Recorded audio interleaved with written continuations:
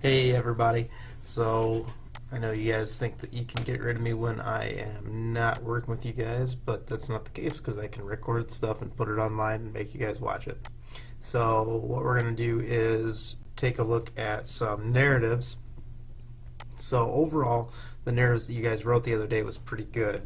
I made some comments and wrote them down, and I'll give those back to you guys when I come back in. Memorial 0.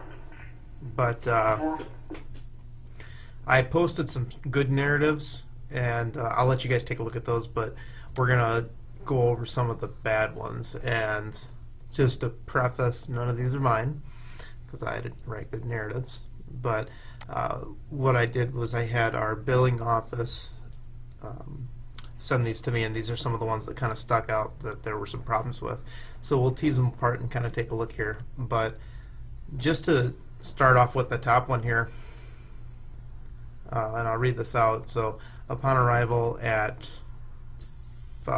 physician's urgent care, found 31-year-old, not really sure what that is, female probably, sitting in the lobby. Patient walked to the rig and stated she went to, I have no idea what that is, PUC, to have right shoulder look at.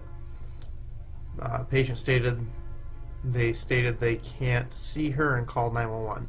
Patient stated she was reaching for a movie under her bed at home when she twisted her arm. Patient had good pulse, motor, and sensory to right arm. Patient transported to triage as assigned when we were arrived at Memorial.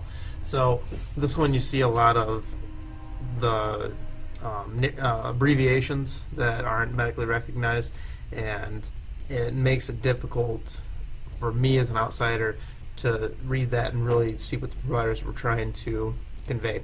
So other than that, I mean, they kind of followed the chronological line that we talked about, but let's move on to the next one. So upon arrival at Steak and Shake, found 41-year-old woman probably sitting at a corner booth unresponsive. After approaching the person, I raised his head, so I guess I was wrong, it's a man, and he didn't wake up. Patient was moved to around to be placed on cot, and then he awoke. Patient didn't want to get on cot and began eating a salad. Patient advised he needed to get on the cot and be seen in the ER. Patient did get on the cot and was taken to rig, vitals taken, blood sugar checked, EKG done. Patient transported to ER for eval. So this one, they're not really telling anything about what they did for assessment stuff. So remember, when we write a narrative, we're trying to paint a picture so that people who weren't on the call could read it and feel as though they were actually on the call. And we don't see that with this one at all. We also see some spelling errors, which I'll be the first to admit I'm not good at spelling, but that's why we have spell check. So before you submit a report, make sure that everything is spelled correctly. Moving on. ATF arrived to find engine 3 with MT, male probably, patient upstairs on bed, ANO times 3, so alert and oriented, patient incontinent. Patient wife relayed that his blood sugar was high before bed. Patient's unable to walk on his own now, which is not normal. Blood sugar 424. Patient was able to get to stair lift with help to cot to AMBO. Vitals noted, 20 gauge IV reseal, left AC. History of Alzheimer's. Patient was frightened during transport. Memorial contacted via IHERN care to ER nurse. So just a lot of shortcutting here, not utilizing uppercase letters. Some of the abbreviations are okay, so like ATF arrived to find, ANO times 3. These are medically recognized, so that's not really a big deal. This is just more of a grammatical thing and just trying to make your reports look professional. So I'm just going to skip along to the last one here, and let's see. Oh, let's do this one too. So upon arrival, found 80-year-old woman, probably, sitting on hall bench, stating he is experiencing abdominal discomfort. So, man, again. So, patient stated he has been released from the hospital 2 weeks ago for hernia. 10:35 also got a pass out already in the tree lawn. The discomfort in the area, which the hernia, and came on approximately 2 hours prior to calling. No. Patient stated he also has a history of diabetic ketoacidosis, AFib, and hypertension. Patient walked to the rig and was transported to ER, room 26 for evaluation, care doctor. So this patient is complaining of abdominal pain, has a history of diabetic ketoacidosis, and it just looks like they don't do anything, right? So you read that and it doesn't appear that anything has been done. There's no assessment findings.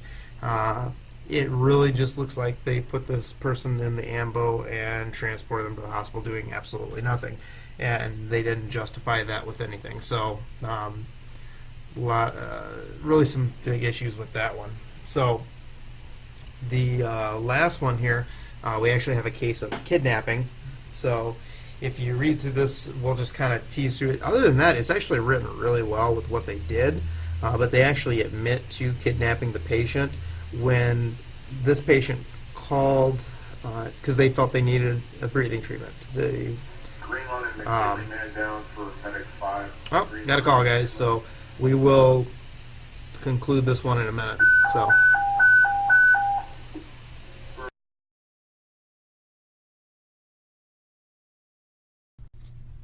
All right, so back again. For this last report, like I was saying, if we read through it and kind of take a look, the patient has a history of asthma. She's been sick with a cold. She doesn't have a vehicle to get home, so she doesn't want to go to the hospital, but she just wanted to get a breathing treatment from the paramedics. So here's where it gets kind of wonky. So patient told that if she receives the treatment, then she has to be transported. All right, that is not true. Yeah, so they gave her the treatment and walked her to the ambulance. And again, everything else is good. Like they did a really good and thorough assessment. They provided the right medication. They did a follow-up afterwards. But so this patient actually called the chief's office to complain that she was forced to go to the hospital, which is true. I mean, they kidnapped her. So at least they didn't omit that, but they kind of admitted their guilt. So, yeah, so there's, this kind of just a array of reports where we see some discrepancies, we see some things that could be improved upon, and that's why we do things like QI. That's why we look over this stuff so we can make ourselves better. So, when you guys come back in, I'd like you guys to take a look at some of the good narratives. And I won't go through all these. I'll have you guys kind of pick them apart, and you can kind of see what is good about them. But there's a the eye chart method. And then some chronological narratives. Nice thing about this bottom chronological narrative is it's chronological, but it still separates for where they got sent, what they did, and then what they did or what happened when they got to the hospital. So that's kind of cool. It's a different spin on things, and it still achieves that chronological narrative. Lastly,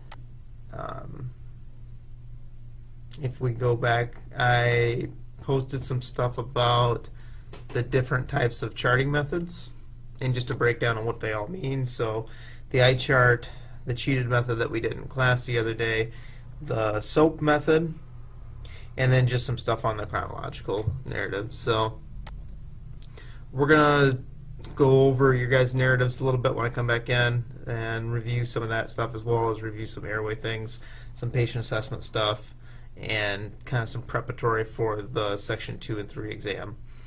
So enjoy your guys' weekend. I will see you guys on Tuesday, and we'll do that for the day. So, like I said, we'll be doing some more narratives as the class progresses. We'll work on Iherns too, because that's definitely something that is kind of an artwork. We see a lot of paramedic students that come through that don't really have any experience with Iherns and struggle with them, and it's just from lack of practice. We talked about that with lung sounds. How do you get good at lung sounds? You take lung sounds. The same thing goes with writing narratives, with doing Iherns, things like that. So, like I said, we'll work on that as class progresses. So I will see you guys on Tuesday, and enjoy your weekend.